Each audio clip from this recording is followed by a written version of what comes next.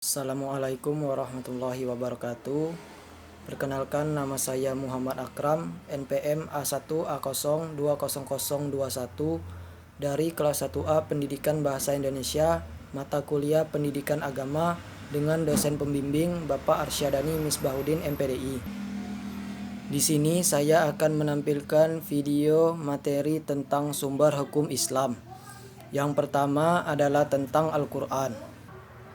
1. Pengertian sumber ajaran Islam. Sumber ajaran Islam merupakan segala sesuatu yang dapat dijadikan acuan, pedoman, dan dasar untuk menjalankan syariat Islam. Al-Quran, As-Sunnah, dan Ijtihad merupakan pokok syariat Islam. 2. Kedudukan Al-Quran sebagai hukum Islam yang pertama. Kedudukan Al-Quran sebagai sumber hukum Islam adalah sumber hukum Islam yang paling utama. Semua hukum Islam harus merujuk terlebih dahulu kepada Al-Quran. Al-Quran merupakan sumber hukum utama dan pertama, sehingga semua persoalan harus merujuk dan berpedoman kepadanya.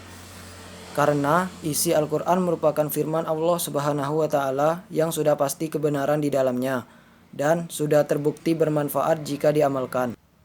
3. Keistimewaan atau bukti kebenaran dan keutamaan mempelajari Al-Quran. Keistimewaan atau bukti kebenaran Al-Quran yang pertama adalah menentang siapapun yang meragukannya untuk menyusun semacam Al-Quran secara keseluruhan. Quran Surat At-Tur ayat 34. Kedua, menantang mereka untuk menyusun 10 surah semacam Al-Quran. Seluruh Al-Quran berisikan 114 surah. Quran Surat Hud ayat 13. Ketiga, menantang mereka untuk menyusun satu surah saja semacam Al-Quran. Quran Surat Yunus ayat 38. Keempat, menantang mereka untuk menyusun sesuatu seperti atau lebih kurang sama dengan satu surah dari Al-Quran. Quran Surat Al-Baqarah ayat 23. Sementara keutamaan mempelajari Al-Quran adalah sebagai berikut. 1. Mendapatkan banyak keuntungan. 2. Tetap mendapat pahala meskipun tidak lancar dalam membacanya. 3. Mendatangkan syafaat di hari kiamat. 4. Membaca Al-Quran merupakan salah satu ibadah yang agung. 5. Menjadi hati lebih tentram. 6. Penyakit bisa sembuh dengan membaca Al-Quran. 7. Hatinya akan dikaruniai cahaya. 8. Memperoleh kemuliaan. 9. Memperoleh kedudukan tinggi di surga. Selanjutnya adalah materi tentang hadis dan ijtihad. 1. Pengertian as-sunnah dan pembagiannya.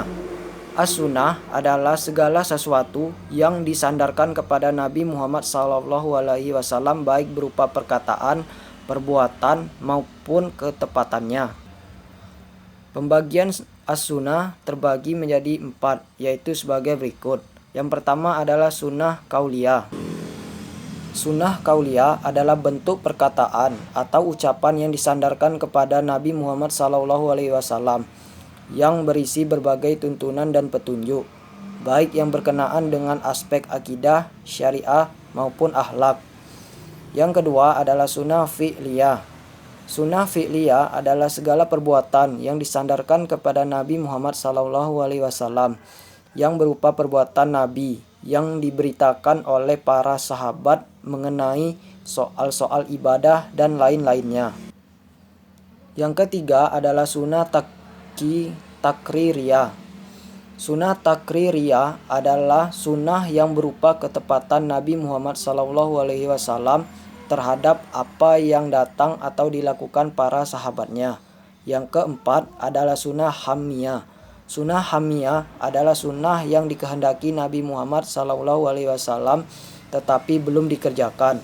Karena dalam diri Nabi Muhammad SAW terdapat sifat-sifat, keadaan-keadaan, hasrat untuk melakukan sesuatu. 2 adalah kedudukan as-sunnah sebagai sumber hukum Islam.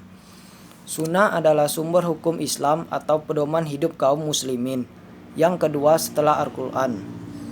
Bagi mereka yang telah beriman terhadap Al-Quran sebagai sumber hukum Islam, maka secara otomatis harus percaya bahwa sunnah juga merupakan sumber hukum Islam. Bagi mereka yang menolak kebenaran sunnah sebagai sumber hukum Islam, bukan saja memperoleh dosa, tetapi juga murtad hukumnya. Ayat-ayat Al-Quran sendiri telah cukup menjadi alasan yang pasti tentang kebenaran al-hadis. As-sunnah adalah sunnah Nabi, yang segala sesuatu yang bersumber dari Nabi Muhammad SAW berupa perkataan, perbuatan, atau persetujuannya terhadap perkataan atau perbuatan para sahabatnya yang ditujukan sebagai syariat bagi umat ini. As-sunnah secara bahasa adalah jalan yang ditempuh atau cara pelaksanaan suatu amalan, baik perkara kebaikan maupun kejelekan. 3. Fungsi as-sunnah terhadap Al-Quran. Fungsi sunnah terhadap Al-Quran adalah pertama, sunnah berfungsi sebagai penguat atas apa yang dibawa Al-Quran. Kedua, fungsi sunnah sebagai penjelas atas apa yang terdapat dalam Al-Quran. Dan ketiga, fungsi sunnah sebagai mustaqilah atau menetapkan hukum yang belum ada hukumnya dalam Al-Quran. Selain itu, sunnah juga berfungsi untuk memperkuat hukum dalam Al-Quran dan menetapkan hukum baru yang tidak dimuat dalam Al-Quran. 4. Pengertian ijtihad. Ijtihad adalah sebuah usaha yang sungguh-sungguh, yang sebenarnya bisa dilakukan oleh siapa saja yang sudah berusaha mencari ilmu untuk memutuskan suatu perkara yang tidak dibahas dalam Al-Quran maupun hadis dengan syarat menggunakan akal sehat dan pertimbangan matang. Namun, pada perkembangan selanjutnya diputuskan bahwa ijtihad sebaiknya hanya dilakukan para ahli agama Islam. 5. Fungsi dan kedudukan ijtihad. Fungsi ijtihad. Fungsi ijtihad ialah untuk menetapkan hukum sesuatu yang tidak ditemukan dalil hukumnya secara pasti di dalam Al-Quran dan hadis. Kedudukan ijtihad. Ijtihad menempati kedudukan sebagai sumber hukum Islam setelah Al-Quran dan hadis.